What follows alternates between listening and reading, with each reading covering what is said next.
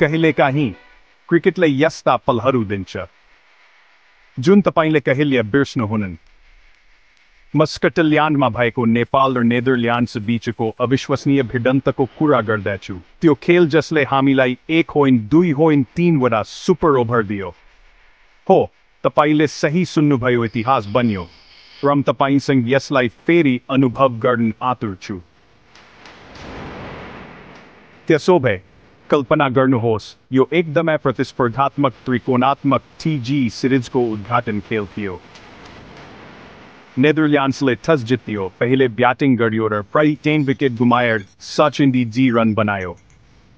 नेपालका सन्दीप लामिछानेले बलमा उत्कृष्ट प्रदर्शन गरे, 4 ओभर 3 विकेट मात्र 3 रन।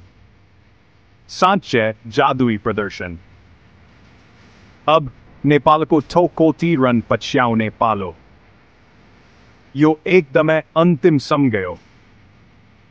हामी अन्तिम ओभरमा थियौँ, 8 रन चाहिएको थियो। नन्दन यादव क्रिजमा अन्तिम बल 5 रन चाहिएको, उसले बललाई प्रहार गर्यो, चौका हान्यो। नेपाल 30 रनमा अलआउट भयो। खेल बराबरी भयो र त्यसपछि सुपर ओभरको नाटक सुरु भयो। पहिलो सुपर ओभर नेपालले ब्याटिङ गर्यो, 90 रन बनायो।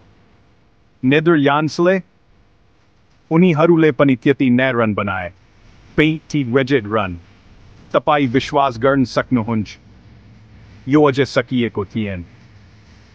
दोस्रो सुपर ओभर नेदरल्यान्ड्सले 3 रनको लक्ष्य दियो। ब्रेक नेपालले पछ्यायो र अविश्वसनीय रूपमा उनीहरूले पनि 10 रन नै बनाए। फेरि बराबरी भयो। तनाव चरम सीमामा पुग्यो। तेस्रो र अन्तिम सुपर ओभर यो नै निर्णायक थियो। नेपाल पहिले ब्याटिङमा, रोहित पौडेल बलमा आउट भए।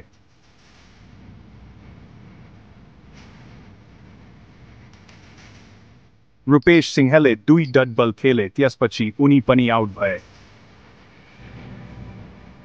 नेपाल हृदय विदारक 0 रन। नेदरल्यान्ड्सलाई मात्र 1 रन चाहिएको थियो।